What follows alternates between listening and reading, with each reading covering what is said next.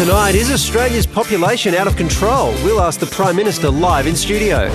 We chat to the man that built and then bailed on Brexit, Nigel Farage. He's one of the most famous funny men in the world, so how does Sacha Baron Cohen continue to suck people in? And the monster iceberg set to wipe out a tiny town. This is The Project. Good evening, welcome to The Project. It's Monday, that means Steve Price! Welcome back. Good to have you back, and a big show tonight. We're speaking to the PM in just a moment, and one of the men behind Brexit, Nigel Farage, and of course Pete Hellier is back. Missed you guys. Missed you too. Big show too to come back. Prime Minister's just dropping by. He's back only on the coming show in because he knew you were back from holidays. Yeah. We're going to be chatting to Sacha Baron Cohen. Hopefully, it's actually the Prime Minister, not Sacha Baron Cohen playing the Prime Minister. That's an excellent point. We'll check that out. All right now let's see what's making news this Monday, the 16th of July. Plenty of bleary-eyed Aussies at work today after a huge night of sport. The 19-year-old charged with murdering his mother and two siblings at their Perth home yesterday has rambled throughout his first court appearance. With concerns for teen Carm Peterson Croft's mental health, the magistrate remanded him to a secure facility for psychiatric assessment. He'll face court again next week. Well, from today, you have 3 months to decide if you want to opt out of the federal government's digital health database. Cyber experts have voiced concerns about My Health Records security, but we're being assured our medical info will be kept safe.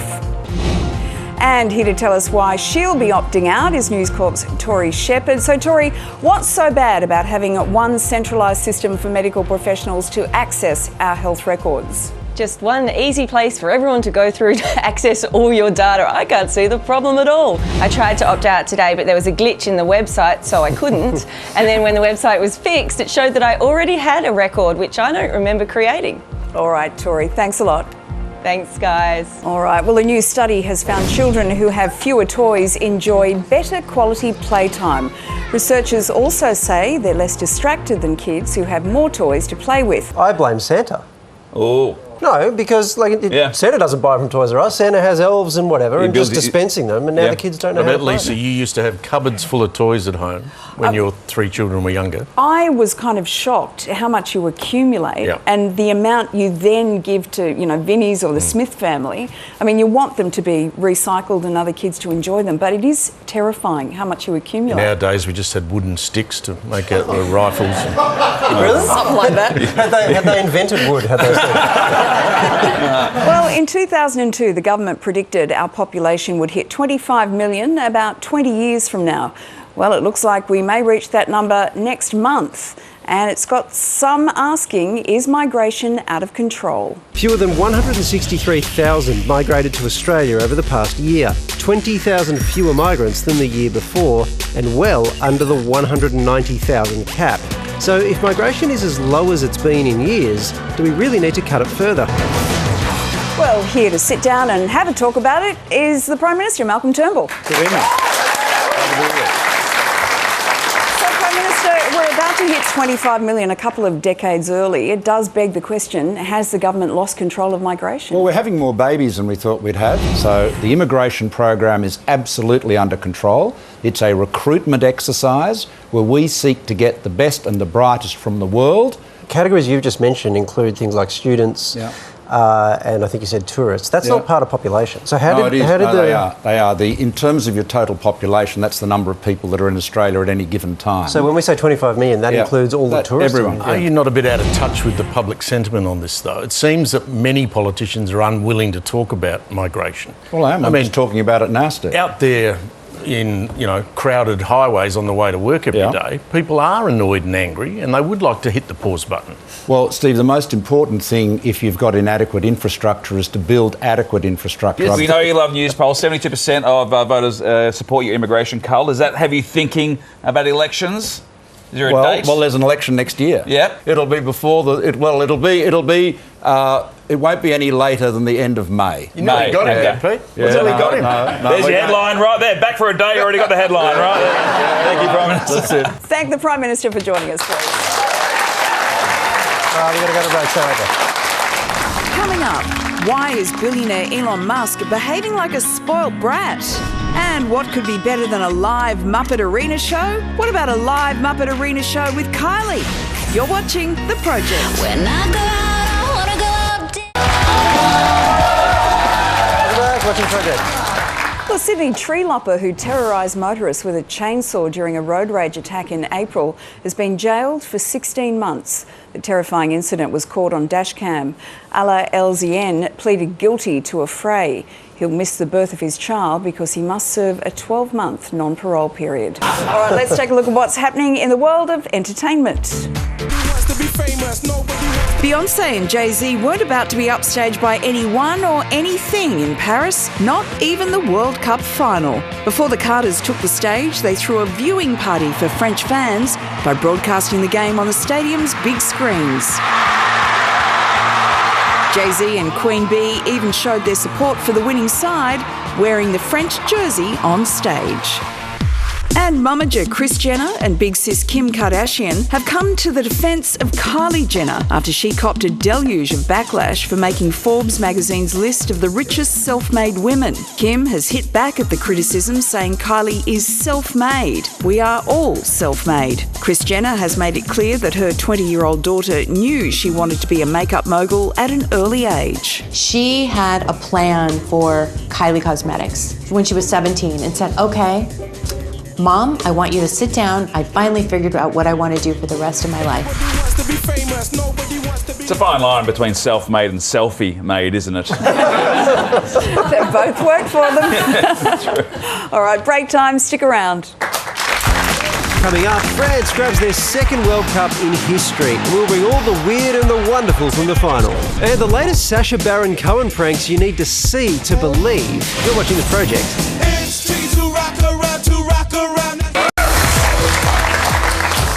Welcome back, you're watching The Project. And if you've just joined us, here's what's making news this Monday, the 16th of July.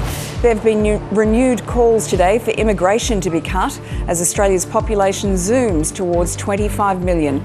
Malcolm Turnbull says he is prepared to discuss the idea of an inquiry into population levels, but the PM has told The Project he's proud of the fact his government is in control of our borders. The immigration program is absolutely under control. US President Donald Trump has arrived in Helsinki for his face-to-face meeting with Vladimir Putin, which is expected to get underway in the next hour or so. They'll also meet privately for half an hour, a first for Putin and an American president, but Trump's expectations of the summit appear to be pretty low. It was mutually agreed, let's have a meeting. I think it's a good thing to meet. I do believe in meetings. And if you've ever taken your kids out of school to take them on holiday, you've broken the law. This is the wrong way to do it.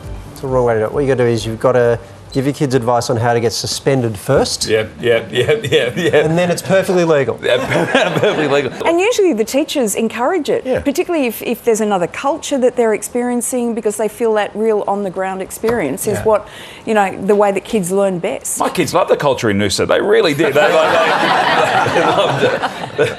The Brexit saga drags on, but one question keeps popping up. How on earth did it come to this? Well, tonight we have a unique opportunity to ask one of the key architects of the Brexit campaign. Indeed, joining us now is Nigel Farage. Nigel, is it safe to say that with Brexit things haven't gone according to plan? The people spoke, and the trouble is the next day, authority stayed in the hands of the very people we've been fighting against. We've got a very weak Prime Minister and we're not getting what we voted for, so we're getting pretty angry. Well, except that isn't it really unclear what people voted for? I mean, this is part of the hard Brexit versus soft Brexit argument, is that it's easy to say Brexit. No. It's a very different thing to specify exactly what that would look like. Every leading player on both the Remain side and the Leave side said, if we vote to leave, we are leaving the European Union, we are leaving the customs union, we are leaving the single market. Part of the problem is that the Brexit you came up with didn't have a whole lot of detail, and in fact, some of the few details seemed intentionally misleading. But hey, you know, that was a tiny statistical mistake compared to the gulf of lies we've been told by the other side. Just a point of interest, I haven't really thought about this before, but at the moment, because you're a former EU parliamentary member, you get access to a pension, I think. If and when Britain pulls out of the EU, do you still get that? Frankly, given the Stalinist way that they behave, I'll be lucky to get it. What's being built up in Brussels is a very authoritarian, unpleasant structure, and in many ways, it's a new form of communism. If it's so authoritarian, wouldn't it be, I don't know, wouldn't it be more honourable for you to say, I don't want to take the money at all? Well, I could. I mean, what would you suggest I did for the last 20 years? Have my family live in a shed? Are you struggling? I always thought you were quite a successful businessman. I didn't think that your circumstances were so dire. Well, that's not the point. I chose this life. I was in business. I was doing very well. I chose politics because I wanted to completely turn round the direction that our country was going in. I thought I'd succeeded, but I've now got some worries. Nigel Farage, thank you very much for your time. Thank you very much. We'll be right back after the break. Coming up, it was an iceberg that took out Titanic, so can this one wipe out an entire town? And the internet is arguing about how a snake would hold a knife. We'll settle it once and for all by asking a handsome vet, Dr. Chris Brown, who is handsome. This is The Project. So handsome.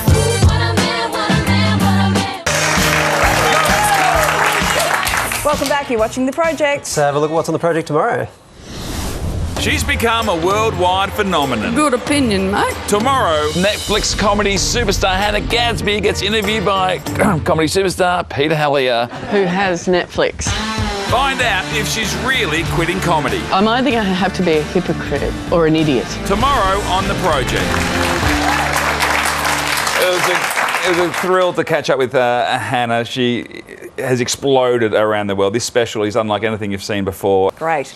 Well, Kensington Palace has released the official portraits from Prince Louis's christening. The photos show the Duke and Duchess of Cambridge doting on their 11-week-old son, with Prince George and Princess Charlotte by their side.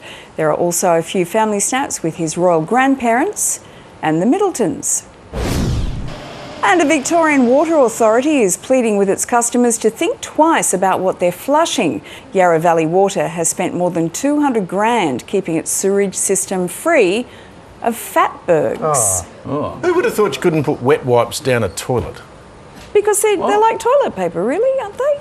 I've never done it, but someone here, I think... I reckon you have, Pricey.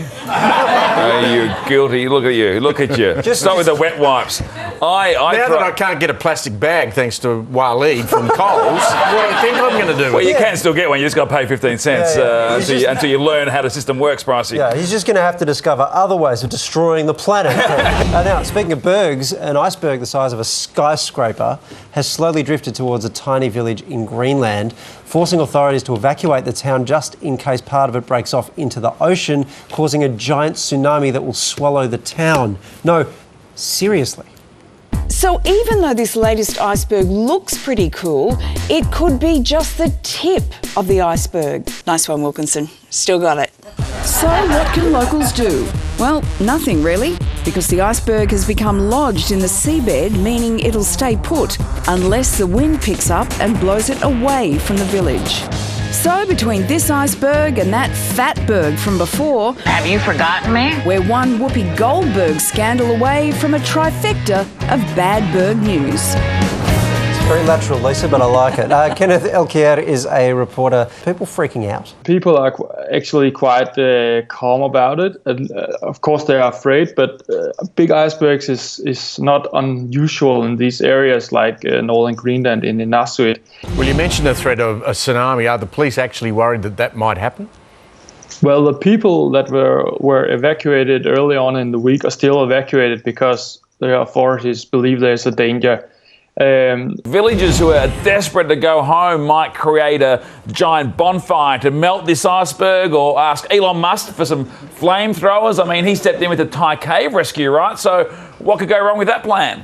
I'm not sure people do know a lot about icebergs, so I'm quite sure they know it won't work, but well, maybe they started to shoot at it, I don't know.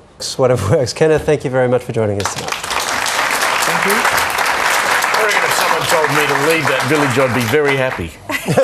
It's pretty barren there, isn't it? It's pretty grim, doesn't it? There's not a lot going on. It might have turned itself into a tourist attraction, though. That piece of the berg shear off, the size of that wave, that would be terrifying. I've seen a real picture that looks more Photoshopped than that. I know. It's incredible. Maybe Sacha Baron Cohen's got something to do with it. All right, we're out of time. Big thanks to Steve Price. Up next, it's MasterChef, and we'll be back 6:30 tomorrow. Good night.